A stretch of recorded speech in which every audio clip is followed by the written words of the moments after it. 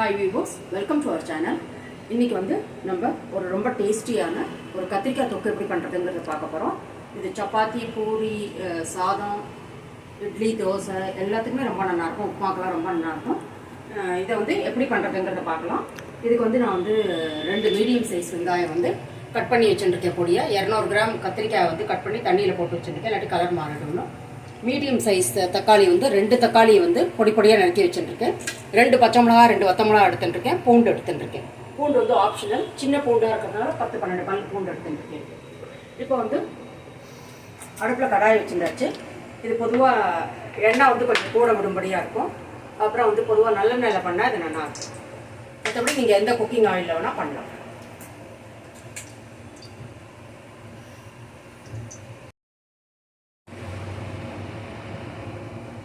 இப்போ வந்து 1/2 ஸ்பூன் வந்து கடுகு போட்டுருக்கேன்.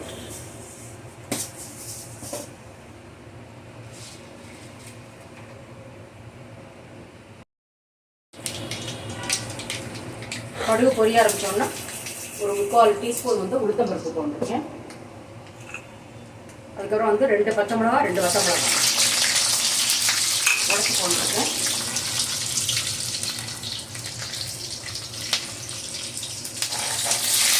கடுகு பொரியட்டும், உளுந்து கொஞ்சம் கலக்கட்டும்.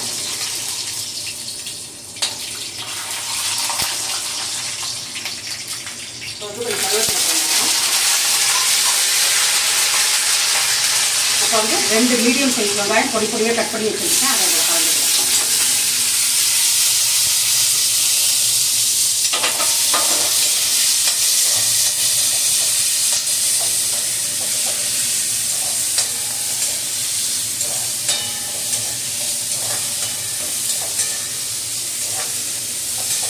ஒரு 2 நிமிஷம் வெங்காயம் கொஞ்சம் நல்லா வதங்கட்டும். இப்போ வந்து இதில் பூண்டு சேர்த்துருக்கேன். பூண்டு கம்ப்ளீட்டாக ஆப்ஷனல். இது உங்களுக்கு வேண்டாம்னு நீங்கள் ஸ்கிப் பண்ணிடலாம். வெங்காயம் கொஞ்சம் வந்து நல்லா வதங்கட்டும். வதக்க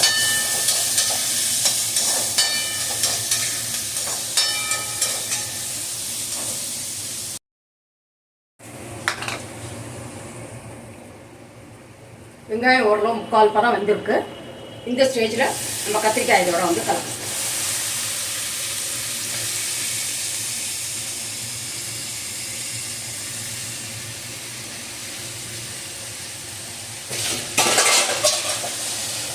இப்போ வந்து கத்திரிக்காய் வதங்கிடும், வெங்காயமும் அதோடய சேர்த்து நல்லா வதங்கிடும். இப்போ கத்திரிக்காய் நல்லா வதங்குற அளவு இதை விட்டு விட்டு நம்ம வதக்கிட்டே இருக்கணும்.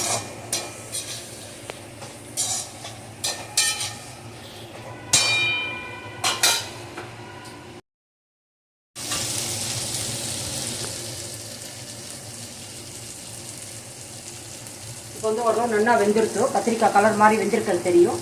இந்த ஸ்டேஜில் வந்து நம்ம தக்காளி ஆட் பண்ணுறோம். தக்காளி இந்த ஸ்டேஜில் ஆட் பண்ணால் தான் டேஸ்ட்டு, டெக்ஸ்சர்லாம் நல்லாயிருக்கும். முன்னாடி ஆட் பண்ணக்கூடாது. இதுக்கு முன்னாடி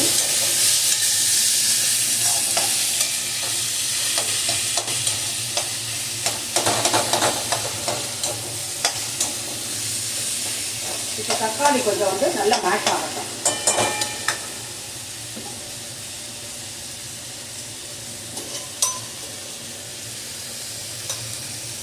உப்பு போட்டுக்கிறேன், இதுக்கு தேவையானது. அப்புறம் வந்து நம்ம ஆட் பண்ணிக்கலாம். 1/2 ஸ்பூன் போட்டுருக்கேன். இந்த லிட்டு போட்டு மூடியோ இல்லை அப்படியே ஓப்பன் பண்ணி வச்சோ வதக்கலாம். தக்காளி நல்லா மேஷ் ஆகட்டும். அப்புறம் பார்க்கலாம்.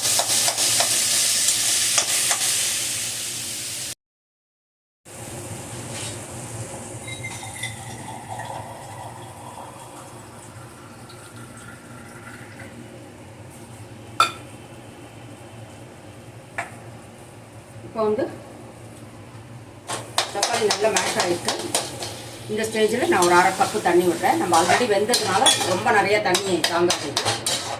இது வந்து இந்த தண்ணியில் கொஞ்சம் ஒரு 3-4 நிமிஷம் நல்லா வேகட்டும்.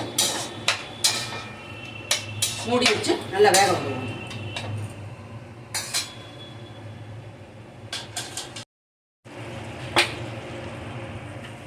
இப்போ வந்து ஓரளவு இது நல்லா வெந்துருட்டும். வேகிறது நல்லா வெந்துருட்டும். இப்போ வந்து கொஞ்சமாக மஞ்சள் பொடி, முன்னாடியே நம்ம பச்சை மிளகா, வத்த மிளகா போட்டிருக்கோம். கொஞ்சமாக ரெட் சில்லி பவுடர் கொஞ்சம் போட்டுருக்கோம். ஏன்னா இதில் நான் குழம்புத்தூள் ஆட் பண்ண போகிறேன். அது வந்து அவ்வளோ உரப்பு இருக்காது, அதுக்காக கொஞ்சம் ஆட் பண்ணிட்டுருக்கேன். குழம்புத்தூள் ஒரு டீஸ்பூன் ஹீப்டாக 1 டீஸ்பூன் போட்டுருக்கு. இது உரப்பெல்லாம் உங்களுக்கு ஏற்ற மாதிரி எவ்வளோ தேவையோ அப்படி நீங்கள் போட்டுக்கோங்க.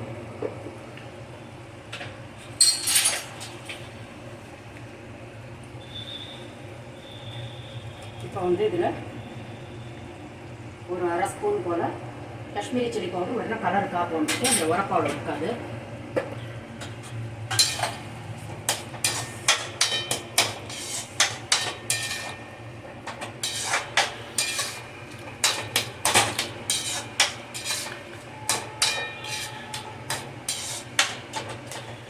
உங்களுக்கு வந்து இன்னும் கொஞ்சம் தண்ணியாக வேணும்னா நீங்கள் கொஞ்சம் தண்ணி கொஞ்சம் கூட கலந்துக்கலாம்.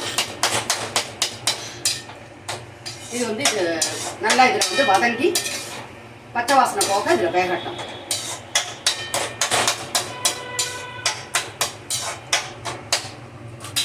இப்போ வந்து நான் சின்ன நெல்லிக்காய் அளவு புளி, ஏன்னா 2 தக்காளி சேர்த்துட்டுருக்கேன். உங்களுக்கு புளியோட டேஸ்ட் பிடிக்குன்னா தக்காளியை நீங்கள் குறைச்சிட்டு புளி கொஞ்சம் ஜாஸ்தி போட்டுக்கலாம். அதை கரைச்சி வச்சுட்டுருக்கேன், அதை வந்து இதில் விட்டுருவேன். இதில் வந்து இது பச்சை வாசனை போக ஒரு 5-7 நிமிஷம் கொதிக்கக்கூடாது. இங்கே பச்சை வாசனை போயிடும். அப்புறம் நம்மளோட ஆல்மோஸ்ட் ரெடியாக எடுத்து பச்சை வாசனை போகணுன்னா இதை நம்ம பார்க்கலாம். ஒரு 5 நிமிஷத்துக்கு அப்புறம்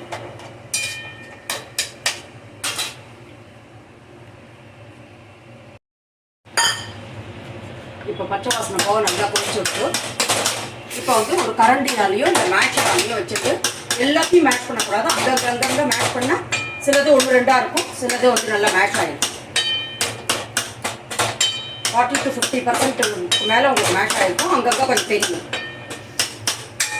இப்போ வந்து டேஸ்ட் நல்லாயிருக்கும். இதை வந்து மிக்சியெல்லாம் போட்டு அடிச்சிடக்கூடாது. டேஸ்ட் ரொம்பவே நல்லாவே இருக்காது. மிக்சியில் போட்டு அடித்தா டேஸ்ட்டே மாறி போட்டுது. இது வந்து ஒரு நிமிஷம் இதை நல்லா மேட்ச் பண்ணிக்கணும்.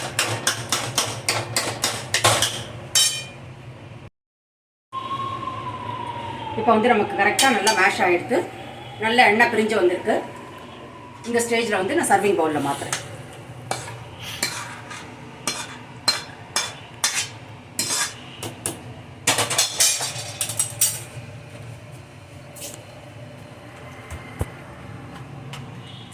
இப்போ வந்து இதில் நான் வந்து மேலாக கொஞ்சம் நல்லெண்ணெய் விடுறேன், 1 ஸ்பூன் போல். இது ரொம்ப டேஸ்ட் நல்லா இருக்கும். இதுவும் கம்ப்ளீட்லி ஆப்ஷனல். உங்களுக்கு வந்து எண்ணெய் வந்து ஜாஸ்தினா இந்த ஸ்டேஜில் நீங்கள் விட வேண்டாம். இப்போ நம்மளோட டேஸ்டியான அருமையான கத்திரிக்காய் தொக்கு வந்து ரெடி ஆகிடுது. இது ரொம்ப டேஸ்டியாக இருக்கும். இதில் சாதத்தில் பேஞ்சு சாப்பிட்றதுக்கு ரொம்பவே நல்லாயிருக்கும். வத்த குழம்பு எல்லாமே, புளிக்குழம்பு எல்லாமே அடுத்த ஸ்டேஜ் தான், இதுக்கப்புறம் தான். அப்படி ஒரு டேஸ்டியாக இருக்கும். இது மேலாக கொஞ்சம் கருவேப்பிலை போட்டு இப்போ நம்மளோட டேஸ்டியான ரொம்ப ஈஸியான கத்திரிக்காய் தொக்கு எப்படி பண்ணுறதுங்கிறத பார்த்தோம். இந்த ரெசிபி உங்களுக்கு ரொம்ப யூஸ்ஃபுல்லாக இருக்கும்னு நினைக்கிறேன். அப்படி இந்த ரெசிபி யூஸ்ஃபுல்லாக இருந்தால் என் சேனல் லைக் பண்ணி ஷேர் பண்ணி சப்ஸ்கிரைப் பண்ணுங்கள். மீண்டும் ஒரு நல்ல ரெசிபியோடு நான் உங்களை மீட் பண்ணுறேன். Until then take care. Thank you.